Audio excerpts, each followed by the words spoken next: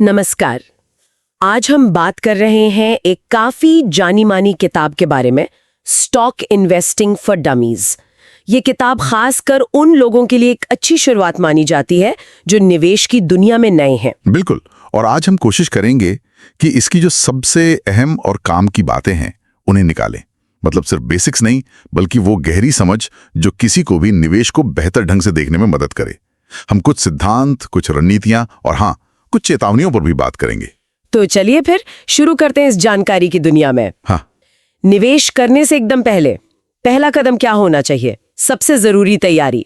देखिए, सबसे पहले तो अपनी जो माली हालत है ना, उसका जायजा लेना बहुत जरूरी है। किताब में साफ कहा गया है कि भाई निवेश शुरू करने से पहले आपके पास एक इमरजेंसी फंड होना चाहिए। Emergency fund? हाँ, कितना? कम से कम 3 से 6 महीने के जो जरूरी खर्चे हैं उनके बराबर।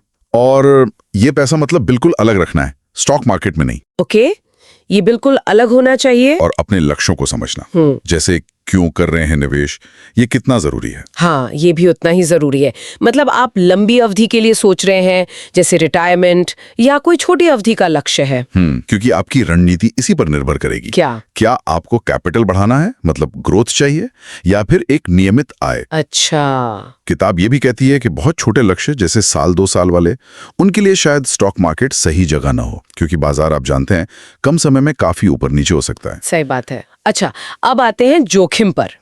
निवेश और जोखिम का तो साथ है ही। किताब इसे कैसे समझाती है? क्या हमेशा ज्यादा रिटर्न मतलब ज्यादा जोखिम? ये एक आम नियम जैसा है, पर इसे ठीक से समझना जरूरी है।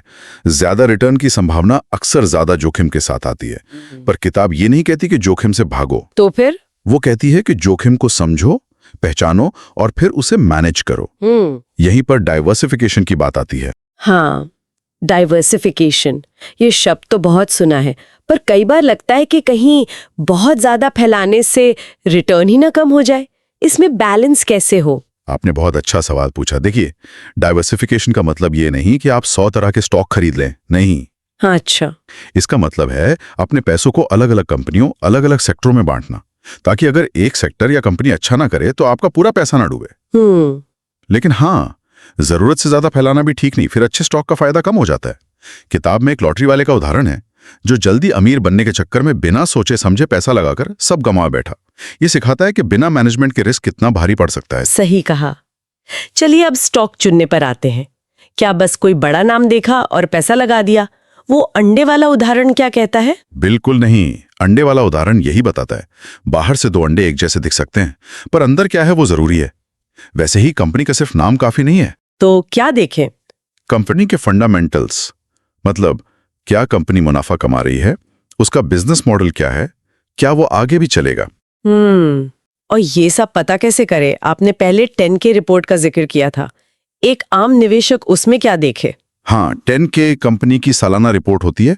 इसमें आपको कंपनी की कमाई, खर्चे, कर्ज, मुनाफा, आगे की योजनाएं सब मिलेगा। तो शुरुआत कहाँ से करें?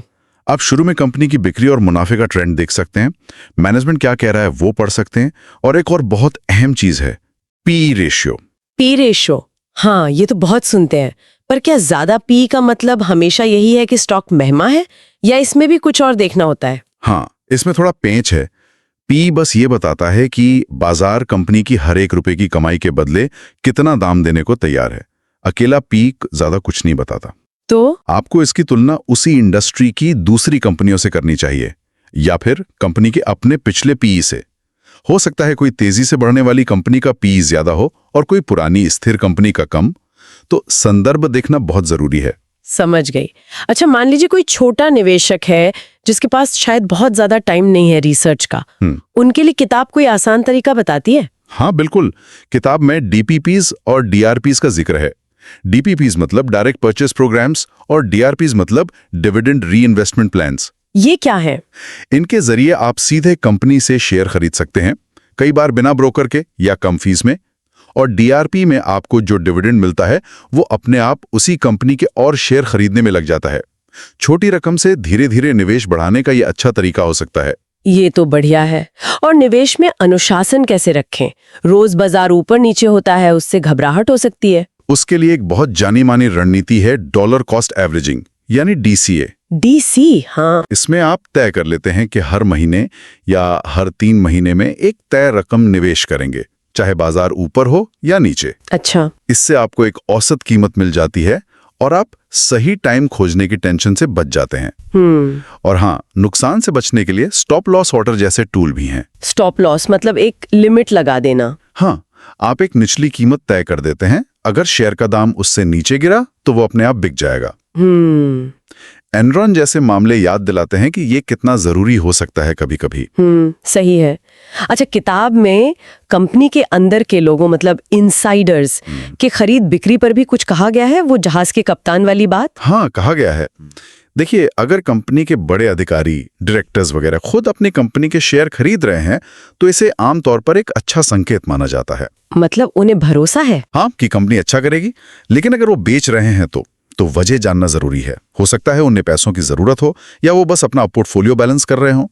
तो सिर्फ बेचने से घबराना नहीं चाहिए, पर हाँ, ध्यान रखना चाहिए। और कोई बड़ी चेतावनी जिससे बचना चाहिए? बिल्कुल, पंप एंड डंप स्कीमों से सावधान रहने को कहा गया है। पंप एंड डंप, ये क्या होता है? इसमें कुछ लोग मिलकर ना किसी छोटे, कम जाने पहचाने स्टॉक के बारे में झूठी या बढ़ा चढ़ाकर अच्छी खबरें फैलाते हैं, सोशल मीडिया पर या कहीं और। अच्छा। तो उसकी कीमत तेजी से ऊपर जाती है। जब आम निवेशक लालच में आकर उसे खरीदने लगते हैं तो ये पहले वाले लोग अपने शेयर ऊंचे दाम पर बेचकर निकल जाते हैं। अच्छा। और फिर शेयर धड़ाम से गिरता है और बाकी लोग फंस जाते हैं।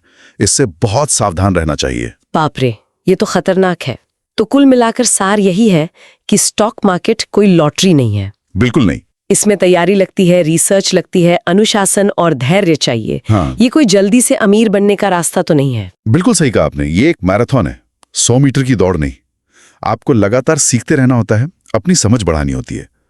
आज हमने जो बातें की, चाहे वो पीई को सही संदर्भ में देखना हो या डीसीए का अनुशासन या इमरजेंसी फंड की जरूरत, इनमें से कोई एक बात भी अगर सोचने पे मजबूर करे कि ये आपकी सोच को कैसे बदल सकती है, तो शायद हमारा मकसद पूरा हुआ, भले ही आप अभी निवेश ना भी कर रहे हो। ये सोचने के लिए वाकई एक बहुत अच्छा पॉइंट है।